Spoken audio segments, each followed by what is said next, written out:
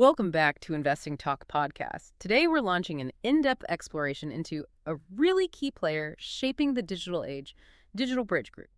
And the big question we're tackling, the one driving this conversation is DigitalBridge Group a good time to buy right now? That's what we're aiming to figure out using the sources you've shared with us. And hey, if you find this kind of analysis useful, please take a second to subscribe, maybe like the video, and definitely drop a comment below. We really do prioritize your requests. So if there's a specific company you want us to look into next time, just pop the name in the comments. We'll add it to the list. Exactly. And our approach today, well, it's about clarity. We've gone through the sources covering DigitalBridge's fundamentals, what they actually do, their risk profile, the technical chart picture, and crucially, what catalysts might be coming up. So you, the curious investor, should hopefully walk away with a pretty balanced, comprehensive view of this vital infrastructure player. Okay, so let's unpack that. Let's get specific. When we talk DigitalBridge, it's not just like general real estate investment, right? What's their core specialization? How does that fit into today's economy? Right. They're laser focused on digital infrastructure asset management. So think data centers, those huge buildings full of servers, long-haul fiber optic networks, cell towers, all that related connectivity stuff. They acquire, they operate, they manage these physical assets. They're basically managing the digital backbone, not just acting as landlords. And that focus, that specialization, it sounds like it's led to some serious scale. What do the sources say about their size? How do they stack up? Oh, yeah. Scale is a big part of their story. They're definitely among the top global managers in this specific niche. They reported over $70 billion in assets under management. That's AUM as of the end of 2024. 70 billion. Oh. Wow. Yeah. And what's key here is their approach isn't just passive investing. They bring direct operating experience with these complex assets. Plus, they have these deep, long-term relationships with institutional capital partners that lets them make control investments really get involved. Okay, so let's look at the recent numbers then. The 2024 report card. That kind of scale must mean significant revenue growth, especially with all the demand for data, AI, everything else. It definitely has. For fiscal year 2024, revenue hit about $1.541 billion. That's a pretty healthy jump, roughly 16.6% year over year compared to $1.321 billion back in 2023. Okay. And that growth, it was mainly fueled by rising asset management fees and significantly carried interest from their more mature investment fund. Right, the carry. And the bottom line, net income. Net income also climbed, came in at $145.1 million, up from about $115.5 million a year before. Okay, positive growth, that's good. But the sources mentioned the GAAP net margin is still, what, around 9%? Seems a bit modest, no? Does that give you pause? Well, it's something to note, definitely. If you're used to looking at, say, high-flying tech software companies, 9% might seem low, but you have to remember the business model here. It's an asset manager structure, but one that also involves operating physical assets. So you've got significant compensation costs, operating expenses tied to those assets, plus non-cash items that hit the GAAP number.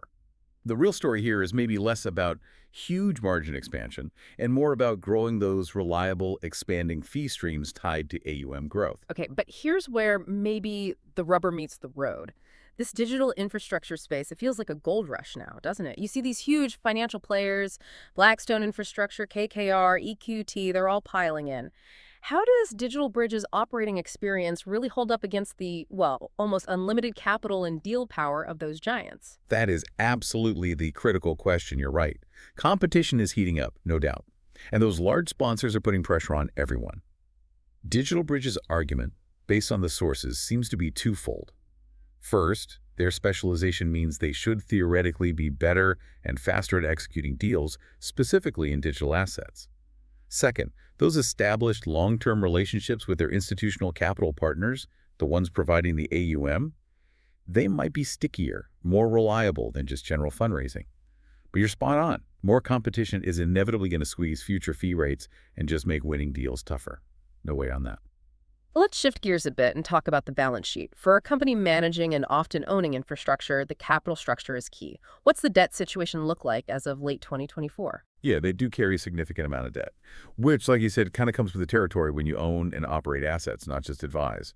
Total consolidated debt was sitting around $3.17 billion. Now, they had about $472 million in cash and equivalents to offset that. If you calculate it out, that gives you a net debt-to-equity ratio of roughly 1.1 times. Okay, 1.1x net debt to equity. That sounds, well, kind of high compared to a typical asset manager that just collects fees, right? How do they justify that? How do they reassure investors they aren't too exposed if rates climb or asset values dip? That's the crucial context, exactly. If they were just a pure play asset manager only earning fees, yeah, 1.1x would raise some eyebrows. Yeah. But because DigitalBridge actually holds and operates physical assets within its investment structure, it naturally takes on asset-level debt. That pushes the consolidated ratio up. How they manage it is through looking at cash flow coverage. Operating cash flow in 2024 was $353 million. That provides pretty conservative coverage for their current dividend payout. Speaking of the dividend, it's around $0.04 per quarter, giving a yield of what, maybe 1.5% at recent prices? Yeah, about that. And like I said, the cash flow coverage seems okay for now. Okay, coverage sounds all right, but let's pivot to internal risks. The sources point out their growth isn't entirely within their own control. It depends on external factors. It does, significantly. The big one is their reliance on capital raising cycles. To keep growing that AUM, they need a constant inflow of capital from institutional investors, limited partners or LPs. Think pension funds, sovereign wealth funds, endowments. If the sentiment among those LPs turns negative, maybe because of a global slowdown or poor returns elsewhere in their portfolios, that capital tap can tighten up fast or even freeze. That dependency just makes their growth inherently less predictable than, say, a pure software-as-a-service company with recurring revenue. And besides those big macro fundraising cycles, what about company-specific risks? They've been pretty active with M&A lately, haven't they? Very active. And that brings integration risk, plain and simple. They've made some large platform acquisitions. There will always a risk that integrating these big, complex businesses runs into challenges, maybe creates an operational drag, distracts management, and ultimately slows down how quickly they can realize those fee growth targets. Then finally, we have to circle back to that big market risk that connects right back to that 1.1x leverage number, interest rates. Exactly. Higher interest rates are probably the single biggest macro headwind for most infrastructure investments. These assets are often valued using discounted cash flow models, right? So when rates go up, the discount rate goes up, and the theoretical present value of those future cash flows goes down. It directly impacts valuations. Plus, it makes debt more expensive for future deals, potentially limiting how much leverage they can use, which in turn could limit the size and potential profitability of new acquisitions. So given those financial dependencies, those risks, how's the market actually pricing DigitalBridge right now? What are the charts telling us? Well, looking at the medium term, say the last 6 months or so, the trend has really been one of consolidation. It's been moving sideways to maybe slightly positive, not a strong directional move. So for you, the investor, watching the stock day to day, what are the key technical levels to keep an eye on? Lately, the stock's been hovering pretty close to the $11.10 mark. On the downside, there seems to be pretty solid support that's formed between roughly $10.50 and $10.70. That zone's held up a few times now. On the upside, there's noticeable resistance overhead, clustered around $12.50 to maybe $12.80. That area represents previous swing highs. Getting convincingly above that $12.80 level would likely be seen as a pretty significant technical positive. And the indicators. Usually they give us a clue about whether a range might break, but here the sources suggest neutrality. They really do. The price is basically just bouncing around its 50-day moving average, which is right around $11.20 currently. And the relative strength index, the RSI, which measures momentum, it's sitting smack in the middle, around 52. Perfectly neutral territory. Volatility has also been pretty modest. Its beta, compared to the S&P 500, it's about 1.1, so it moves slightly more than the market, but nothing crazy. It really looks like a stock that's waiting for some kind of catalyst, rather than one being driven by strong momentum either way right now. And that technical picture, that neutrality, it seems to line up with the overall market sentiment too. How are analysts viewing the company? And maybe more interestingly, what about insiders? Are they buying or selling? Yeah, the sentiment feels cautious, but maybe leaning slightly optimistic. Analyst consensus seems to be generally in the hold to moderate buy camp. Price targets are mostly clustered around that $13 to $14 range, which, interestingly, is just above that technical resistance level we just talked about. Now, insiders, this is interesting. Despite all the recent M&A activity we're about to get into, insider transactions between, say, April and July of 2025 were reportedly net neutral. So you didn't see a wave of large open market buying by top management, which can sometimes be a strong signal of conviction. That lack of heavy buying is notable. Yeah, the lack of insider buying is a fascinating little detail, especially when you consider just how much high-profile stuff the company's been doing recently. They seem to be clearly positioning themselves right at the heart of these big secular trends, especially AI. That really feels like the core of the investment thesis shift, doesn't it? DigitalBridge isn't just any digital infrastructure manager. They're actively trying to stake a claim as an essential AI infrastructure provider. And the sources highlight this perfectly with that news about their portfolio company, Vantage Data Centers, planning that massive frontier campus in Texas. What was it, a $25 billion project, all focused on AI capacity. Right. That's not just routine expansion. That's DigitalBridge planting a huge flag, signaling they intend to be a major player in providing the physical capacity AI needs for, well, probably the next decade or more. And this AI pivot seems supported by their recent M&A too. They took Wide Open West, or WOW, private for $1.5 billion. That's broadband infrastructure. Then in July 2025, they acquired Yon Group, which focuses on global data center development. These don't feel like random moves. Not at all. They look very strategic. Let's focus on that WRW acquisition for a second and connect it back to AI. Why is owning fiber broadband infrastructure suddenly so critical for the AI build-out? It's all about the transport layer. Fiber networks provide the high-speed, low-latency connections that large-scale AI models absolutely depend on. You can have the most powerful data center imaginable. But if the fiber connections, the actual pipes carrying the massive data flows in and out, aren't fast, reliable, and ideally controlled within the ecosystem, then performance bottlenecks happen. So by acquiring assets like WOW, DigitalBridge is aiming to control more of that digital stack. For the data center building itself, right down to the connectivity feeding it. Yeah. It makes their offering more complete, more integrated. That vertical integration makes sense, enhances their value proposition. And they also seem to be diversifying how they get their capital too, right? That partnership announced in September 2025. Yeah, with firms like Franklin Templeton, Copenhagen Infrastructure Partners, that partnership is specifically aimed at tapping into private wealth capital, which is smart, frankly. Just relying on a few dozen huge institutional LPs carries concentration risk. By creating channels to access capital from high-net-worth individuals and family offices, they're building a more diversified, potentially more resilient funding base to fuel that AUM growth engine. Especially important if the traditional institutional fundraising environment gets tougher. Okay, so looking forward then, what are the key dates or events investors should really circle on their calendars? Things that might actually move the needle and break this stock out of that neutral technical range. The single biggest one coming up is definitely the Q3 2025 earnings report. That's expected sometime in November 2025. That report will give the first real glimpse into how those big acquisitions, WOW and Yondr, are actually integrating. Are they hitting targets?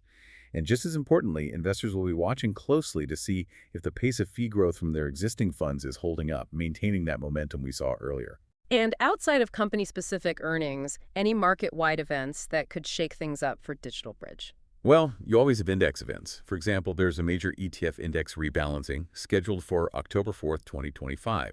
Depending on whether DigitalBridge's weighting in key real estate or infrastructure ETFs changes, you could see short-term price moves driven purely by passive funds having to buy or sell shares. And then there's always speculation.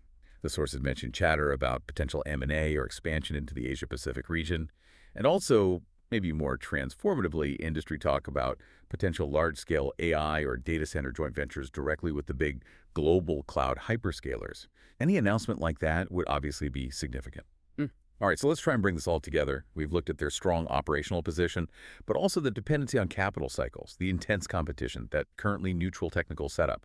Pulling it all together, the overall rating derived from the sources lands at about a 6.5 out of 10 for DigitalBridge Group right now. Okay, 6.5. That really captures the sort of balanced picture, doesn't it? Give us the quick hits, again, core strengths, and why it isn't, say, an 8 or 9. Sure. The strengths are clear. Their specialized leadership position in digital infrastructure is undeniable. The revenue growth has been resilient, as we saw, up over 16% year over year. Management seems to be executing well on this transition towards a more focused fee-driven model. And of course, they benefit hugely from those powerful secular tailwinds, 5G, cloud growth, and now AI. What holds the score back are the challenges. The valuation, while maybe not excessive, appears pretty fair relative to the expected near-term growth. Earnings growth is still fundamentally tied to those sometimes unpredictable fundraising cycles. And that leverage, while arguably necessary for their model, is higher than pure-play asset managers, adding a layer of risk, particularly if interest rates keep climbing or stay elevated. So wrapping it up, what does this 6.5 rating mean for you, the listener, potentially considering a position right now? What kind of investor profile fits? Based on this analysis, the risk-reward profile seems best suited for someone with a long-term investment horizon. If you want dedicated, specialized exposure to that whole digital infrastructure theme, data centers, fiber, towers, AI capacity, this is definitely a strong vehicle to consider. However, if you're more of a short-term trader looking for quick momentum or an explosive breakout, the current range-bound price action and the dependence on future catalysts, like that Q3 earnings report, might make it less compelling right now. We spent a fair bit of time talking about how DigitalBridge is really leaning into owning fiber networks, like with the WOW deal, seeing it as critical for AI success. Right, that vertical integration point, those fiber assets are clearly in high demand, which brings up a really interesting question for you to think about after we wrap up. Given how fast this AI infrastructure build out is happening, how quickly do you think competitive pressure is going to ramp up even further on specialized asset managers like DigitalBridge over, say, the next 12 months?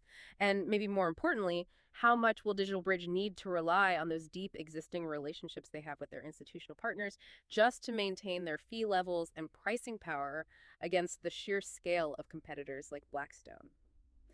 That relationship management piece feels like it'll be just as crucial as hitting the numbers in that November earnings report. Well, that's definitely something to chew on. Thank you for tuning into our analysis of Digital Ridge Group today. We really appreciate you spending your time with us and sharing your curiosity.